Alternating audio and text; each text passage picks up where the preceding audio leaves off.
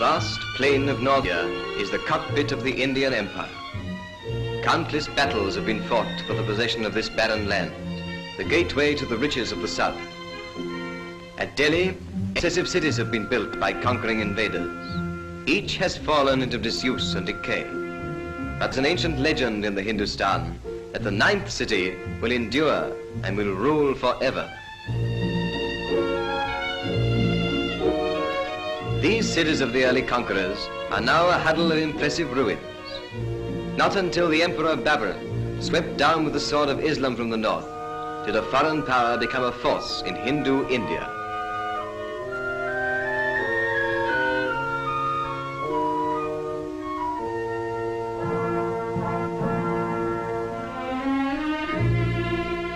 For Humayun, the son of Babur, this tomb was built. The graceful architecture of the last and richest of the Mughal empires exercised a fascination upon India which will never lose its hold.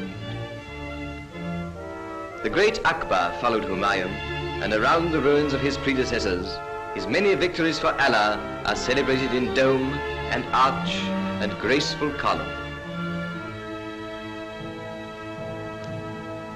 Here in this column is at once the loot of one great battle and the monument of yet another, a sacred pillar of the purest iron, wrought by some strange and undiscoverable method which has preserved it from the rust of centuries.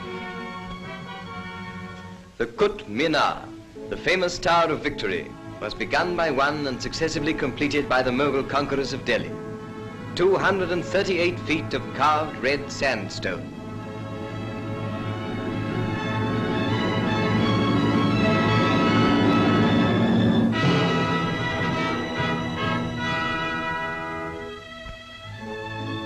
The great mosque of the Mughals, the greatest in all India, center of the native city of Delhi of today, commemorates the vast Mohammedan invasion from Baluchistan.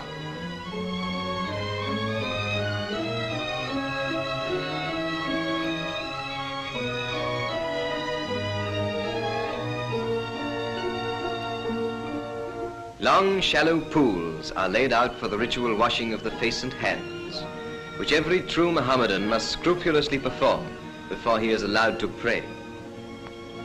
In this great mosque and its forecourt, 20,000 people can assemble and give praise to Allah.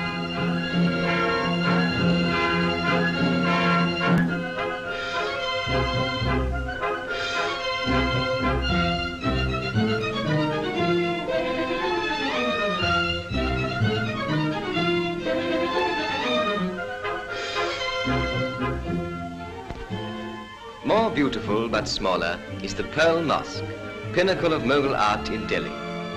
Only a little less renowned than the famous Taj Mahal, built by the beauty-loving Shah Jahan as a memorial to his wife.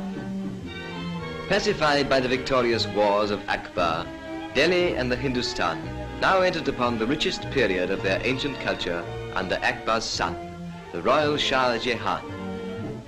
The Delhi of that time, the era of the greatest Persian poets, became enchanted by the love of beauty for itself alone. The palace of Old Delhi was athrong with men and women of high caste. Such women as these adorned the palace gardens, the stamp of aristocracy upon their brows, the color of their robes ablaze against the dark green cypresses. Before it is put on, the Indian sari, the flowing robe of Indian women, is the most shapeless garment in the world. Each of them is nothing more than one straight length of silk, 10 yards long and some 2 or 3 feet wide. But interwoven with its threads of silver and gold, deep hemmed with solid precious metal, and fastened only on the right hip and on the left shoulder, it can be made to drape the figure in a manner to outmatch a Paris gown. The high caste Indian women wear upon their brows the blood-red mark or puja of the Brahmins.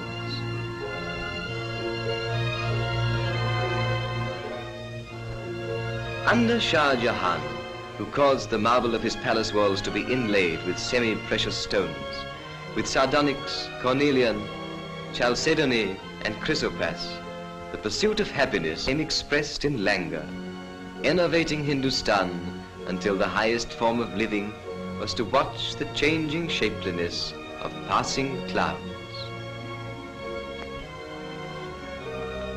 But the ninth, enduring Delhi had then yet to be erected.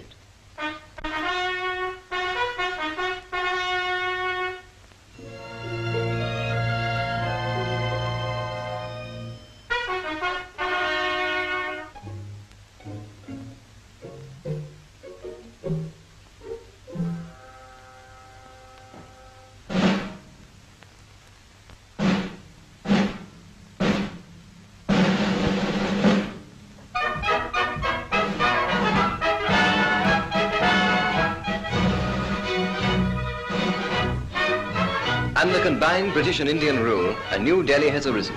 A Delhi which has kept and added to the beauty of the old, but without its dreamy lassitude.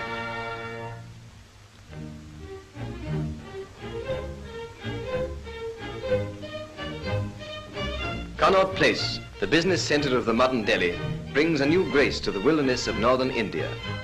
The British, with their national love of lawns and flowers, have taught the Indians to lay out an entire with the beauty once confined to tombs and temples and to palace gardens.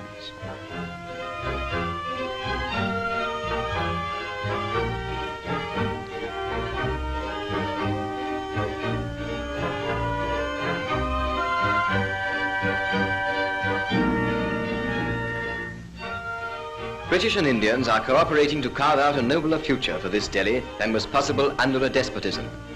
In this, the magnificent House of Assembly, British, Muslims and Hindus combine in governing. The spirit of the new and vital Delhi is externalized in a new style of architecture, deriving its inspiration not from one tradition but from two, molding the culture of two continents into a third. Where once water was a luxury and a profusion of it the prerogative of princes, there are giant fountains in the public squares.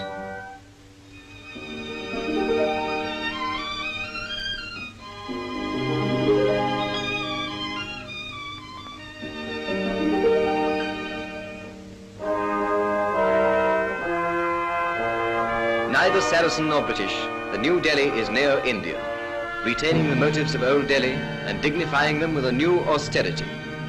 Yet the lilting grace that made the beautiful, the almost effeminate Pearl Mosque, has softened the austere geometry of modern architecture.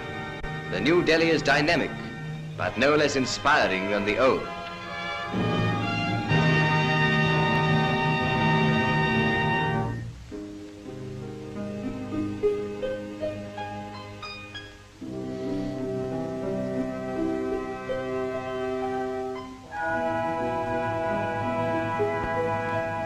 And where there was once only a burnt and acrid plain, there is a green and fertile land, laid out with a prophetic eye to the increasing future of the capital of India, the ninth, enduring city, which in the old legend of the Hindustan will stand and rule forever.